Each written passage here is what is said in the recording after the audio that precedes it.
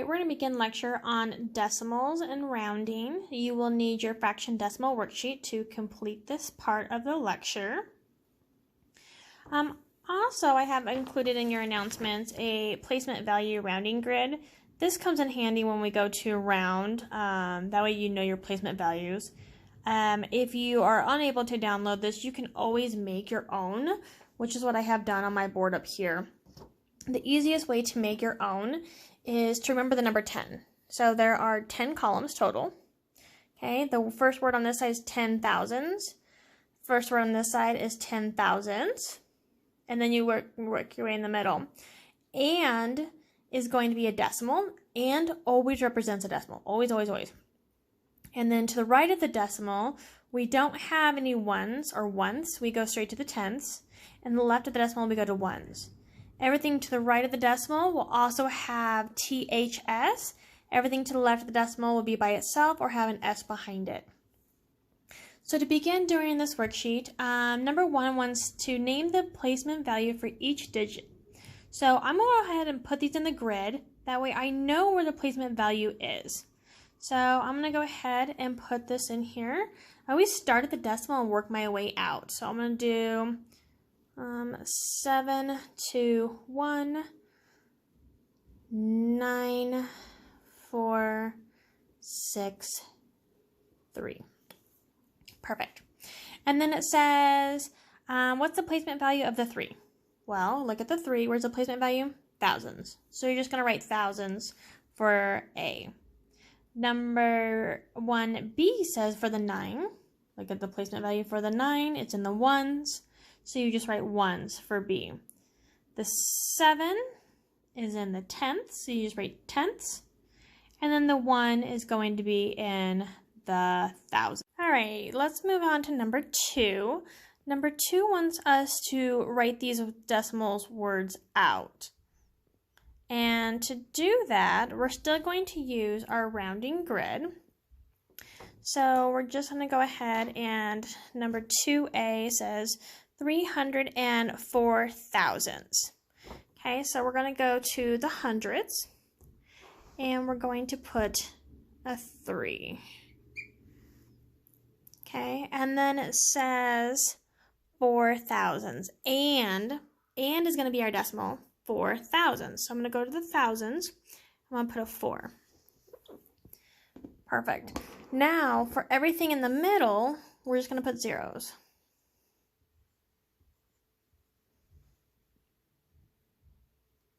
And that is your answer to 2A. All right, for 2B, it said 7 and 5 hundredths. So it says 7 and 5 hundredths. For the blanks, put a 0. Now for 2D, a lot of people get confused. So we're going to go ahead and do this one together as well. It says 6,937. So 6,937. Now just because it doesn't say hundredths, tenths, or anything like that, it says and 37, so it's still just going to be and 37. And then zeros for my blanks. All right, we're going to move on to number 3, which is rounding. So with rounding, there are a couple rules that come into play. So I'm going to give you some of these rules. Okay, when we're rounding, we are only going to change to the number we're asking. And by the number we're asking is for number 3, it says round to the nearest tenth. The number in the 10th position is the number we're asking. So we'll only change the number we're asking.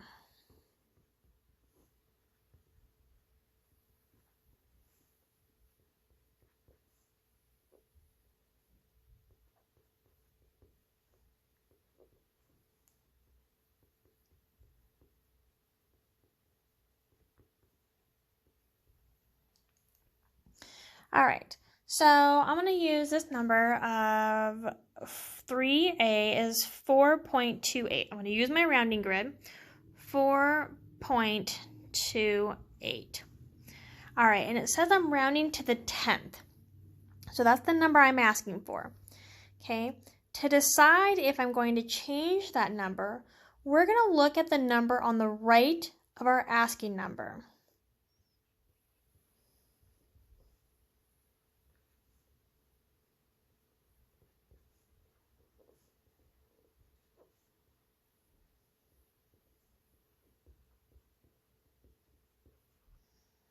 Okay, my number that I'm going to change, my asking number, is in the 10th position, which is a 2.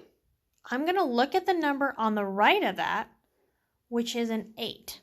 Okay, now, if the number on the right of asking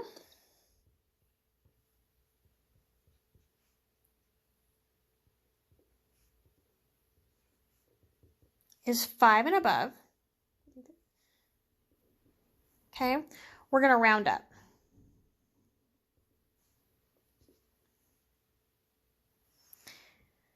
If the number on the right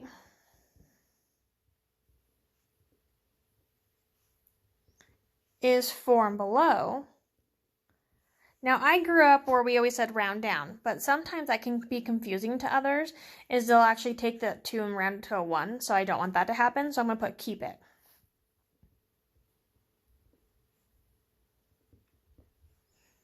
All right, so let's put these rules into play. Okay, the number we're asking, round to the 10th for 3A. Okay, so the 2 is in my asking position of the 10th position. We're going to look at the number on the right of that. If that number is 5 and above, we're going to round my 2 to a 3. It doesn't touch the 4 over here, so that stays the same. Now, no matter what, no matter if I change this number or if I don't change this number, all numbers to the right become a 0.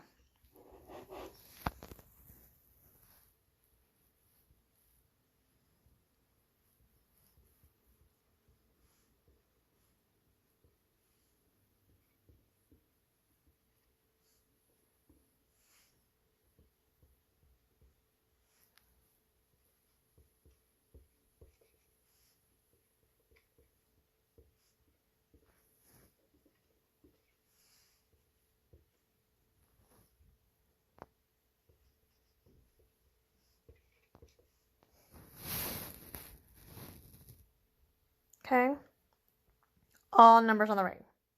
So let's put some more to the test.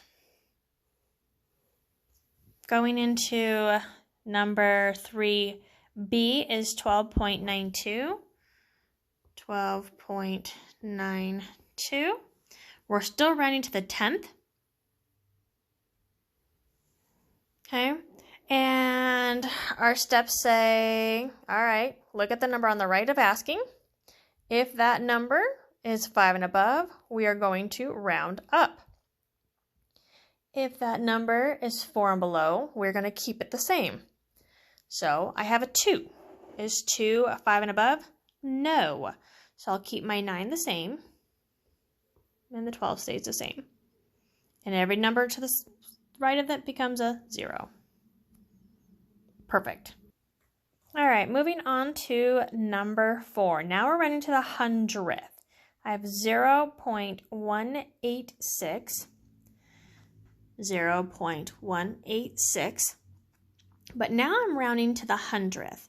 So the 8 is in my 100th position. I look at the number on the right of that. Is 6 5 and above? Yes. So I'm going to go ahead and bump my 8 to a 9. It didn't touch the 1 over here, so that stays the same. And it didn't touch the 0 over here, so that stays the same. All numbers to the right become a 0.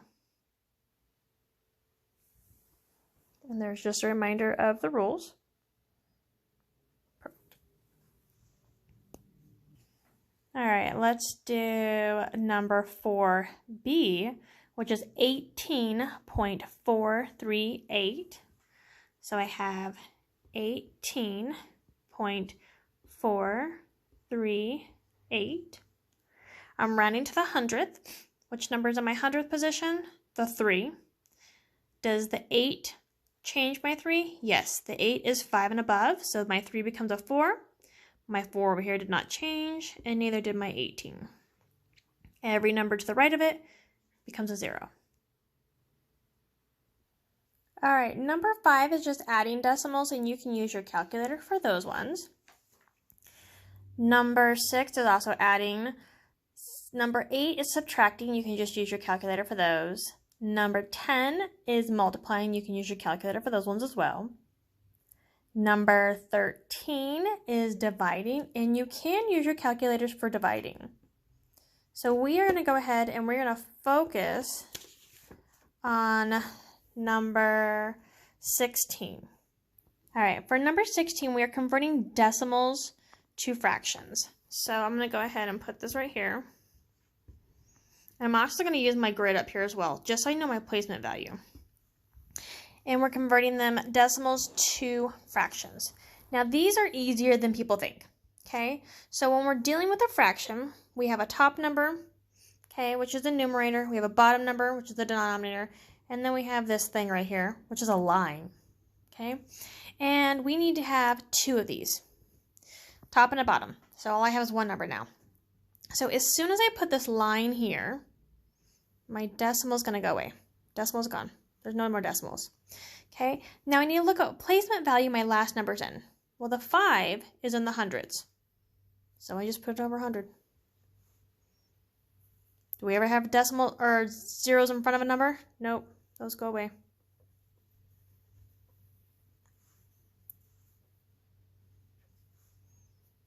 Okay, now that would be your final fraction.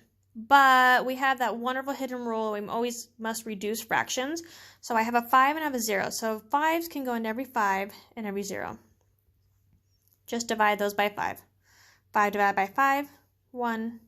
100 divided by 5 is 20. And that is your final answer.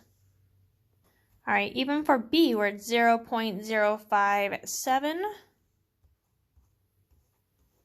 All right, we have 0.057, 0.057. As soon as I put this line here, my decimal goes away. Okay, the 7 is in the thousands position, so I'm going to put it over 1,000. Do we ever have zeros in front of a number? Nope, those go away. There's your final answer. Okay, now I would reduce this, but it cannot be reduced. 57 is a prime number, so this is actually your final answer. All right, I'm going to give you one that's not on this worksheet, but you might see one similar to this on homework. So I'm going to put a whole number in there. Okay, now the rules don't change.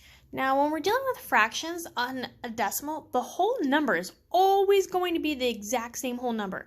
That's not going to change. So if this is my answer box right here, okay, I'm just going to drop my whole number straight into there. And then I got rid of it. Okay, it's still there. It's just down here. Okay, now when I put this line here, my decimal goes away.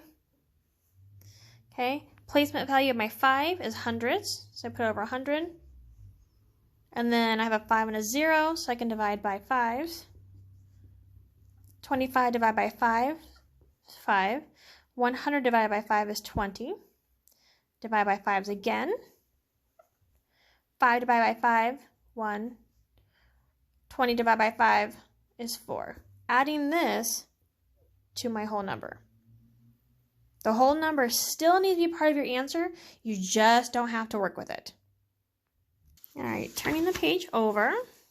And now we're going to do the opposite. We're going to do fraction to decimal. Now this one's easier. If you think about when we were doing long division, I asked which one goes in the box, and it's always going to be the first number. It does not matter about the size of the number.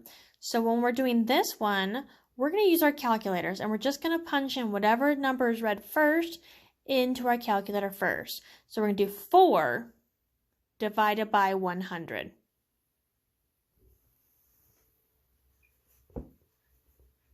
And that's the answer you should get. Even if I had a whole number in here, the whole number would still be the same. So if it was 1 and 400ths, it would just be 1 and 400ths. And that is the end of our decimal worksheet. Go ahead and continue to work on this worksheet before you begin your homework. Thank you.